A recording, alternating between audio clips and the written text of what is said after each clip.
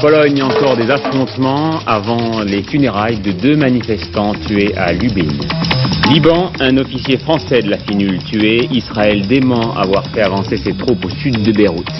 Espagne, l'instigateur du putsch des Cortés, candidat aux élections législatives, nous l'entendrons tout à l'heure au téléphone.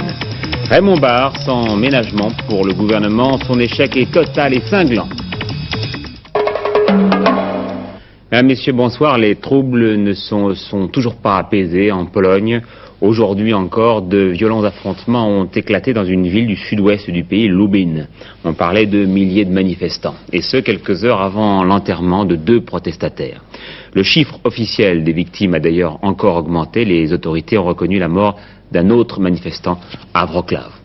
Elles ont aussi reconnu que 34 départements sur 49 avaient été touchés par les manifestations qui ont mobilisé plusieurs dizaines de milliers de personnes, dit le porte-parole du gouvernement lui-même. Le gouvernement qui a fait savoir qu'il ne négocierait pas avec la direction de Solidarité. Philippe Gassot. Hier soir encore, les manifestants de Lubin sont descendus dans la rue. Jusqu'à 1 h du matin, des barricades ont été érigées. La bibliothèque, la salle de concert ainsi que l'hôtel de ville ont été incendiés. Aujourd'hui, de nombreuses artères de la ville sont encore encombrées, tandis que la foule est venue se recueillir à l'endroit même où un professeur de lycée technique a été tué par la police. Le chiffre officiel des morts durant les manifestations est de 4. La population fait état de 5 et même de 8 morts. On est loin des premiers commentaires officiels faisant état d'agitation limitée et conduite par des agitateurs. Le bureau politique reconnaît implicitement à présent que les manifestations étaient aussi le fait de groupes d'habitants qui ont ignoré les appels au calme. Le couvre-feu a été instauré, l'accès de Lubin est strictement interdit à ceux qui n'y habitent pas. 4 dirigeants du comité d'autodéfense sociale ont été arrêtés, parmi eux Jacek Kuroń et Adam Michnik. Nous allons entendre le porte-parole de la junte au pouvoir lors du journal télévisé qui vient de s'achever.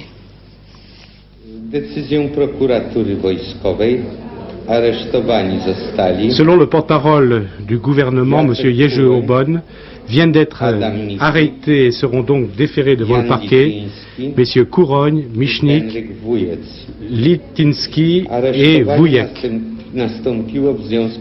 tous leaders du comité d'autodéfense sociale, le corps, qui depuis 1976, depuis sa création, est la véritable bête noire du gouvernement.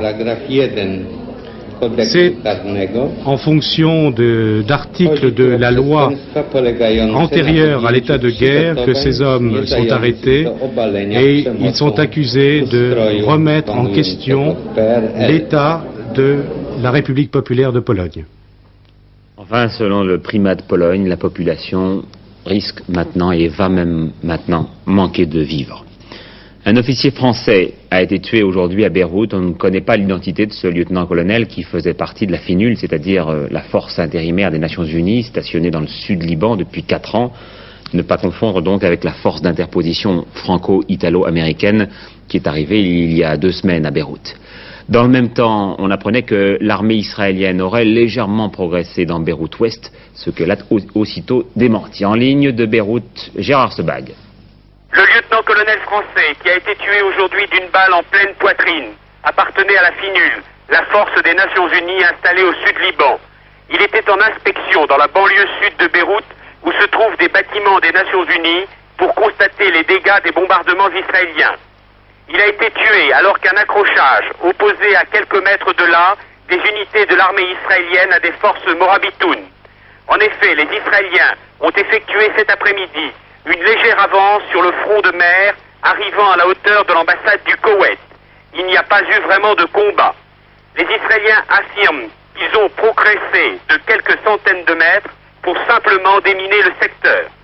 Cependant, de la position qu'ils occupent maintenant, ils ont une vue plongeante sur le camp palestinien de Sabra qui se trouve en contrebas.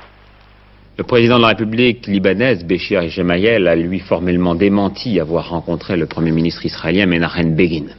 Béchir Gemayel qui va maintenant se retrouver face à une double opposition que nous présentent Gérard Sebag et Frédéric Vassor. Le passage du musée, symbole pendant 7 ans de la guerre civile au Liban et du siège de Beyrouth par l'armée israélienne. La sécurité de cette grande artère qui séparait le secteur est du secteur ouest est aujourd'hui assurée par les forces françaises et l'armée libanaise. Mais aujourd'hui encore, beaucoup de Beyrouthins n'osent pas s'aventurer dans le secteur opposé. La confiance n'est pas totalement revenue et il faudra du temps pour réconcilier tous les Libanais. Facteur important pour cette réconciliation après l'élection de M. Béchir Gemayel, quelle sera l'attitude des opposants? Les combattants de l'Ouest se divisent en deux groupes après le départ des Palestiniens, les partis de gauche et les Morabitounes de M. Koleilat, à l'idéologie nassérienne. Cette force des Morabitounes, très liée aux Palestiniens, comprend près de 2500 hommes et leur chef, M. Koleilat, les a surtout recrutés parmi les laissés pour compte de la société libanaise. Quelle sera donc dans l'avenir l'attitude de M. Koleilat après l'élection de M. Béchir Gemayel? Notre riposte sera d'abord politique. Nous souhaitons pouvoir établir une opposition légale. Mais nous n'abandonnerons pas nos armes, ni la possibilité de les utiliser. Cependant, nous ne souhaitons pas en arriver là. Est-ce que vous allez conserver votre force militaire?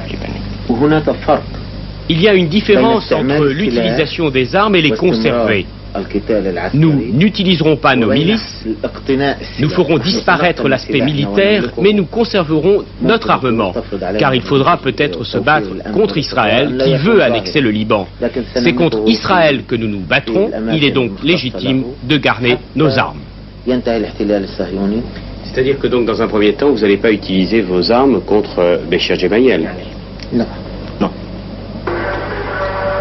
La gauche elle-même, ou mouvement national, se compose de 33 partis et groupuscules. Tous ont leur milice. Menée et marquée pendant des années par la personnalité de M. Kamal Jumblat, après son assassinat, dans ce pays marqué par le féodalisme, sa succession est revenue à Walid Jumblat, son fils. Dans ce rassemblement, le Parti communiste libanais, dirigé par M. Georges Hawi, a une place d'importance, car non confessionnel, il est implanté dans tout le pays et sa voix comptera dans les années qui viennent. Est-ce que vous, Parti communiste, et vous, membres de la gauche libanaise, vous allez essayer de jouer le jeu démocratique avec M. Béchir Gemayel? Nous allons lutter démocratiquement en rassemblant les plus larges couches sociales et tendances politiques pour défendre l'unité du pays, pour chasser les envahisseurs et pour sauver la démocratie. C'est au nouveau régime de décider s'il peut supporter cette lutte démocratique. S'il va continuer sans choix de violence, cette violence sera opposée par une violence révolutionnaire, bien sûr. Vous avez quand même subi un échec sur le plan militaire. Nous avons perdu beaucoup. Nous avons perdu notre patrie qui est maintenant occupée. Nous avons perdu la force de nos alliés, la résistance palestinienne. Nous avons perdu beaucoup de choses. Mais la lutte continue. Pour l'heure, sur la corniche du bord de mer, sous ces parasols, toujours des combattants, plus relax certes, mais qui conservent leurs armes en attendant une solution politique. L'opposition apparaît malgré des contradictions, décidée à laisser un répit à M. Béchir Gemayel, une sorte d'état de grâce où il devra prouver sa volonté de ne plus être le chef d'un parti, mais le président de tous les Libanais et rétablir la confiance. Les Palestiniens partis, alors que les navires américains et français croisent au large, les Libanais se retrouvent seuls avec leurs problèmes. Réussiront-ils à les résoudre autrement que par la violence? Pendant ce temps, Yasser Arafat quittait Athènes pour Tunis. Il a été accueilli là-bas tout à l'heure, il y a un peu plus de 2 heures, par le président Bourguiba à l'aéroport. Accueil digne, donc, vous allez le voir, d'un chef de l'État. Yasser Arafat doit participer à la réunion du comité exécutif de l'OLP. Cette instance suprême de l'organisation palestinienne va maintenant décider de l'attitude à prendre lors du sommet de Fès qui se tiendra la semaine prochaine, sommet arabe. Ensuite, Yasser Arafat se partagera entre Tunis et Damas. Il n'aura pas de résidence fixe et sans doute ira souvent inspecter ses troupes qui sont disséminées depuis une semaine dans plusieurs pays arabes. Une candidature surprise aux élections espagnoles du 28 octobre, celle du lieutenant-colonel Antonio Terrero. Je suis sûr que vous ne l'avez pas oublié. C'est lui qui avait investi les Cortes, le Parlement espagnol, pour tenter un coup d'État.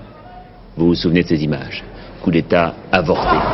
L'homme a été condamné à 30 ans de prison, mais il peut quand même se présenter. Tout comme il peut s'exprimer lorsqu'un journaliste, en l'occurrence notre confrère de la rédaction, Ramon Gutiérrez, réussit à le trouver au fond de la caserne où il est détenu. Vous allez entendre cette interview réalisée par téléphone. Yo todavía no tengo sentencia firme. Lo mío es nada más que situación de procesado y tengo todos los derechos civiles. De modo que estoy como un español más. Yo soy un hombre inquieto por el porvenir de mi patria y no quiero perderme nada de que sea en favor de ella. Yo lo único que sé es que lo único que me interesa es la unidad de España, que está ahora peligrando. Me interesa el orden y la paz dentro de mi patria y me interesa dar trabajo a todos los españoles, nada más. Vous avez entendu une certaine facilité, faculté d'expression pour un homme condamné à 30 ans de prison. Changement de cap au Danemark, c'est un conservateur qui a été chargé de former le nouveau gouvernement à la suite de la démission de M. Jorgensen. Si M. Schulte réussit à réunir une majorité, ce sera le premier chef du gouvernement conservateur au Danemark depuis un siècle. Nouveau mystère en URSS autour d'une soviétique qui avait demandé un visa pour Israël et qui avait eu le tort de manifester devant les bâtiments du KGB en désespoir de cause. Ida Nudel a disparu depuis plus de 2 mois maintenant. L'action de plusieurs personnalités françaises n'a pas eu d'effet pour le moment. La lutte antiterroriste en France, dans un entretien au Monde, Gaston Defferre suggère que l'on reconsidère les conditions d'exercice du droit d'asile en France. L'interrogatoire des 3 Irlandais arrêtés il y a une semaine ne semble pas donner grand-chose. La jeune femme n'était là, dit-elle, que pour demander un permis de séjour en France. La rentrée politique est bien aujourd'hui celle de Raymond Barre, qui ne s'exprime pas souvent, mais qui n'a pas mâché ses mots, vous allez l'entendre, devant les jeunes démocrates sociaux réunis en université d'été près de la Clusa. Qu'il s'agisse de politique étrangère, de politique économique, de politique sociale, les résultats obtenus par l'actuel gouvernement en 15 mois sont éloquents. L'échec est total et cinglant. La France et les Français auront à supporter longtemps les conséquences d'une expérience inspirée par une idéologie du passé, inadaptée aux exigences du monde dans lequel nous vivons. Nous ne sommes pas d'ailleurs au bout de nos étonnements, puisque l'actuel pouvoir dispose de la durée que lui assurent les institutions et qu'il a trop longtemps attendu de jouir des délices du pouvoir pour se faire allègrement harakiri. Nous aurons donc à observer, dans les temps à venir, de nouvelles manifestations de ce que j'appellerais la politique de la mise en scène, dont les développements récents en matière de lutte contre le terrorisme, par exemple, constituent le plus surprenant exemple. Les sondages, ils sont nombreux en ce moment. Le baromètre Sofres Figaro Magazine, tout d'abord, baisse de confiance envers François Mitterrand et Pierre Mauroy, moins 3 points pour le chef de l'État et pour son Premier ministre. Résultat, 54% de confiants, 42% de méfiants chez François Mitterrand, 46 contre 47 chez Pierre Mauroy. Dans François Magazine, eh bien, Michel Rocard reste l'homme le plus populaire du gouvernement devant Jacques Delors. Et dans l'opposition, le tiercé Simone Veil devant Jacques Chirac qui gagne 5 points et Valéry Giscard d'Estaing. Social, dernier des partenaires sociaux à être reçu à l'hôtel Matignon, René Bernasconi, le président de la Confédération Générale des PME, qui a lancé un appel au consensus social, selon le terme en vogue. Il est indispensable que chacun d'entre nous, patrons et salariés, pense que dans cette période où il faut franchir cette tempête qui n'est pas seulement française, mais qui est mondiale et européenne, nous devons accepter d'avoir un niveau de vie qui peut-être est amoindri par rapport à celui que nous avons connu dans les années précédentes. Est-ce que vous avez l'impression d'un consensus national entre le gouvernement et vous-même? J'ai l'impression que si l'ensemble des partenaires étaient dans le même état d'esprit que je suis aujourd'hui en sortant de Matignon, eh bien je dirais que la fin de l'année 83 nous apporterait certainement beaucoup plus de satisfaction que celle que nous avons présentement. Jean Le Garec, le ministre de l'Emploi, espère créer 150 000 emplois sur 5 ans en aménageant la formule qui gênait les chefs d'entreprise dès lors qu'ils passaient le seuil de 10 salariés. Parlons maintenant de cette fameuse colonie de vacances pas comme les autres dont on avait beaucoup parlé au début de l'été. On l'avait appelée la colonie Trigano de Fer. Il s'agissait de faire passer à des jeunes de banlieue chaude, à Lyon et à Marseille, des vacances dans l'Ardèche. L'accueil des habitants de Saint-Jean-le-Centenier avait été on ne peut plus mitigé. Les 340 enfants sont maintenant repartis. Dominique Laurie et Michel Levasseur font une manière de bilan. Aujourd'hui, les enfants de la colo de l'Ardèche sont rentrés chez eux. Et ici, dans le camp de Saint-Jean-le-Centenier, avec l'aide de l'armée, on plie bagage.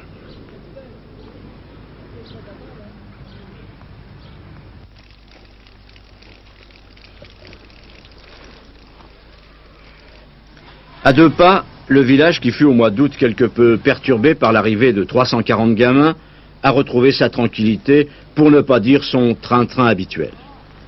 Mais cette colonie de vacances a laissé des traces. Ceux-là même qui s'inquiétaient de la présence d'enfants parfois considérés à tort comme des loupards commencent à les regretter. On ne peut pas dire que c'était des voyous, puisque je les avais défendus avant même qu'ils arrivent. Il y a des gens du pays qui disaient que c'était des futurs voyous. Ben voilà, moi j'ai jamais dit ça. On savait que c'était pas des anges. Hein. Mais en fait, il faut dire que ça s'est très bien passé, c'est passé impeccable. Semaine en semaine, on voyait une transformation. Une transformation, une différence de comportement des enfants, mais effectivement. Il fallait voir le départ, enfin, avec les gros costauds, les gros chasseurs qui pleuraient, qui étaient à la porte du car et qui embrassaient leurs monos, filles ou garçons, et qui en pouvaient plus, quoi. Bon, enfin, c'est une colo comme les autres, finalement. Oui, une colo comme les autres, oui. Tout à fait. Tout à fait. Le départ de ces jeunes crée un certain vide, mais c'est vrai qu'il manque quelque chose. Bon, et maintenant, alors? Eh bien maintenant, je pense que c'est le plus important qui reste à faire. Loin du plateau de l'Ardèche, dans la ZUP des Minguettes à Vénissieux, Nabil et ses copains ont retrouvé leur décor habituel. Là aussi, la colo de Saint-Jean a quelque peu changé les choses. Pourtant, Nabil a eu quelques ennuis. À vrai dire, il était, disons, le plus turbulent de l'équipe.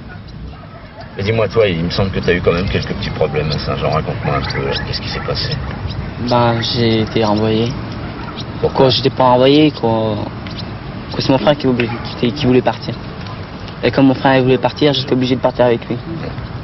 Moi, comme ça pesait là-bas et ça ne pesait pas, j'ai retéléphoné pour que je revienne.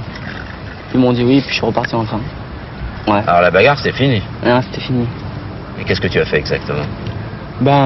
J'ai aidé les moniteurs, puis quand il y avait la cantine, il y avait beaucoup de... On était 365, ouais. Puis on pouvait pas tous manger en même temps, ouais. Alors j'ai éparpillé un peu, quoi. Il paraît que t'étais très triste en plus quand t'es parti, non? Ouais. Hein? T'as même un peu pleuré, on m'a dit, c'est vrai? Ouais. Bref, des propos qui confirment peut-être l'utilité de cette expérience.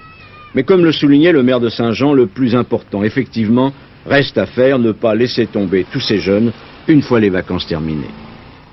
20 000 personnes toujours privées d'eau potable à Ploërmel dans le Morbihan à la suite de la pollution accidentelle d'un cours d'eau par des produits chimiques. Tennis, tout va bien pour Yannick Noah et pour McEnroe. Vous allez voir comment ils se sont tous deux qualifiés pour le 3e tour de Flushing Meadows.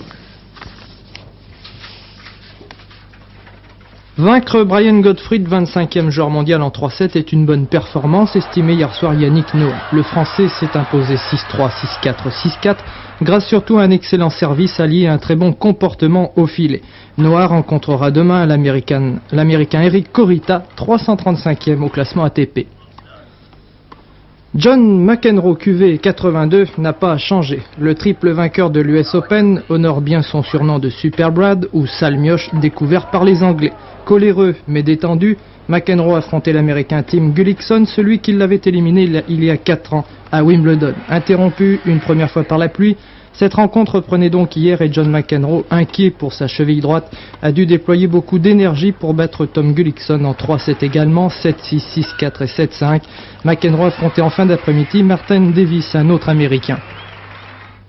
Et puis tout s'est bien passé également pour la traversée de la Manche en ULM. Aucun de ces avions miniatures n'a chuté dans l'eau. Un certain nombre de pilotes avaient abandonné avant le départ, mais personne n'a barboté dans la mer. Gérard Rolls a suivi cette deuxième étape. Les deux ambulanciers de Biggin Hill sont restés les bras croisés ce matin. Les concurrents de la première course Londres-Paris en ULM sont en effet partis sains et saufs. Pas de blessés pendant la première étape, qui partait donc de Biggin Hill, mais en revanche du bois cassé, comme l'on dit dans l'aviation. Pour Alain Requi en particulier, la course a duré à peine 2 minutes. Ce qui s'est passé, c'est qu'on a mis 2 réservoirs supplémentaires hier soir et qu'on a réglé l'appareil un peu piqueur pour gagner un peu de vitesse. Et qu'il n'a pas pu monter quoi. Avec tout ça, j'ai décollé, je suis juste passé entre les arbres là-bas. Et comme il y avait un courant descendant de l'autre côté de la haie, j'étais obligé de me poser, je suis un peu rentré dans la haie. Et puis quelques ennuis aussi au décollage pour notre ami Pierre Lambert qui porte fièrement les couleurs d'Antenne 2. Regardez, son ultra léger était un peu trop lourd. J'arrive pas à monter, alors je préfère revenir enlever un peu d'essence plutôt que d'aller me cracher dans les arbres. Je crois que ça vaut mieux. Oui, c'est une bonne idée. Tu vas voir ce que ça donne. Ça c'est bon. Prudent mais persévérant, Pierre Lambert a fini par gagner l'azur. Les 70 autres concurrents avec lui, la course était lancée. Escale technique sur l'aérodrome de Leeds, sur la côte anglaise, à la mi-journée. Et puis le grand départ pour la Manche. Le grand frisson au-dessus du Channel, car il faut le rappeler, pratiquement aucun de ces pilotes d'ultra-légers motorisés n'avait navigué au-dessus de l'eau auparavant. Heureusement, aujourd'hui, les cieux étaient du côté de ces nouveaux blériots, peu ou pas de vent, peu ou pas de nuages, et tous les concurrents encore en course ont réussi donc la traversée de la Manche sans problème, un exploit dont ils se souviendront toute leur vie. Passage obligatoire au Cap Grinet, il fallait tourner autour du phare avant de prendre le cap du Touquet en longeant les plages. Il y a eu 16 abandons déjà dans la course, pour la plupart des pannes de moteur. Alors la solution est simple, on se laisse planer, on atterrit dans un champ et on attend les secours.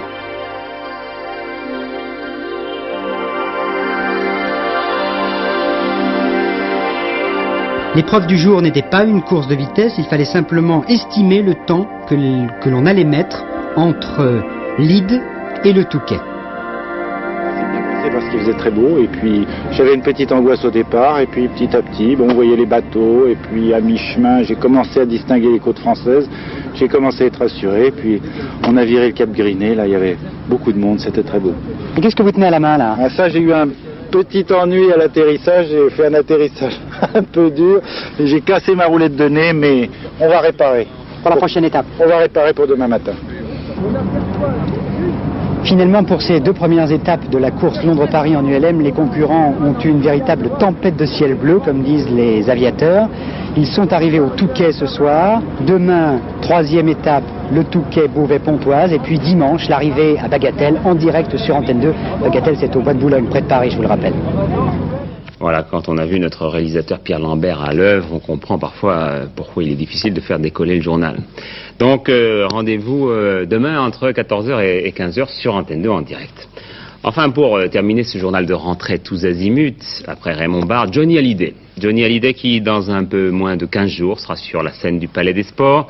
En principe, beaucoup de mise en scène et un costume d'anthologie, mais vous allez le voir, c'est en complet veston, très strict, que Johnny Hallyday a reçu hier soir officiellement 40 disques d'or pour l'ensemble de sa carrière. Georges Bégou et Daniel Maillot étaient là. On aime, on déteste, c'est Johnny depuis 20 ans. Les fans, les groupies se renouvellent, les anciens essayent de suivre. Comme Johnny, ils ont la quarantaine. Pour recevoir ces 40 disques d'or, notre rocker s'était déguisé en jeune cadre. Il faut dire qu'il adore changer de costume. Sa maison de disques s'apprête à publier l'intégrale de ses œuvres. il y a bien des intégrales de Mozart ou de Chopin. 489 titres enregistrés, dont 44 en langues étrangères. Cela représente quelques tonnes de vinyle et des revenus certains depuis la première apparition. Ce qui est amusant, c'est d'interpréter des personnages différents à chaque fois sur la scène et de rester soi-même dans la vie. Il faut faire rêver les gens. Pour faire rêver les gens, il ne faut pas s'habiller comme monsieur tout le monde.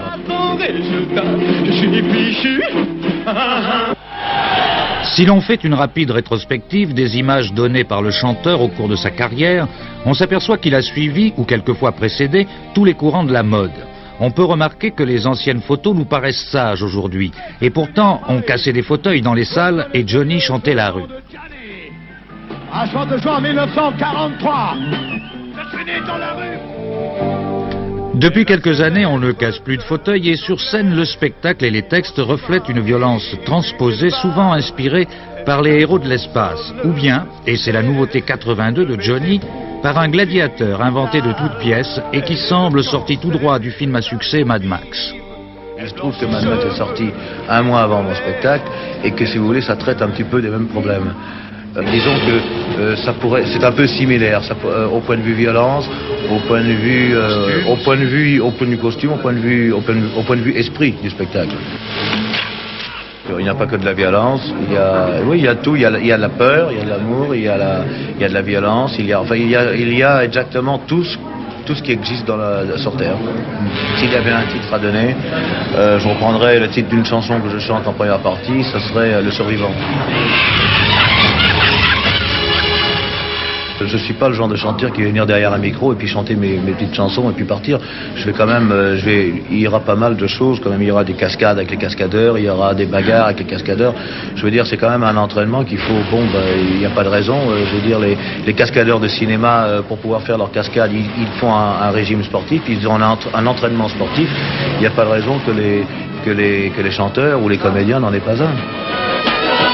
Eh bien, c'est vrai, depuis 3 mois, Johnny est au jus de fruits et à la culture physique sérieusement. Alors quelqu'un nous l'aurait-il changé?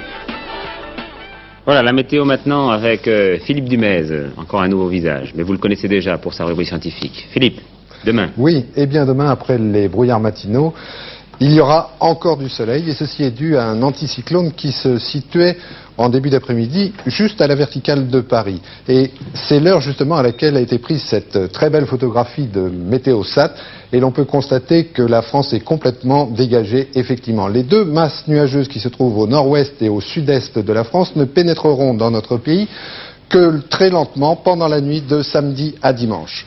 Alors maintenant, voyons la carte de demain. Elle est d'une simplicité assez enfantine et les brouillards matinaux vont donc se situer essentiellement dans les vallées et vont disparaître assez rapidement. Sauf en Aquitaine où ils seront un peu plus longs à se dissiper. Et après, eh bien, ce sera le soleil. Deux exceptions cependant, en Corse et en Pyrénées, où il y aura quelques passages nuageux. Alors inutile de vous dire que bien sûr les températures seront assez élevées, de 21 à 23 degrés sur la Manche, de 22 à 27 degrés sur la côte atlantique, 29 degrés à Bourges, 27 degrés à Paris, 27, 28, 29 degrés sur la côte d'Azur, un petit refroidissement sur la Corse, 26 degrés demain seulement. Demain, ce sera la Sainte Rosalie et le soleil se lèvera à 7h11 et se terminera à la fin de notre journal pour se coucher à 20h28.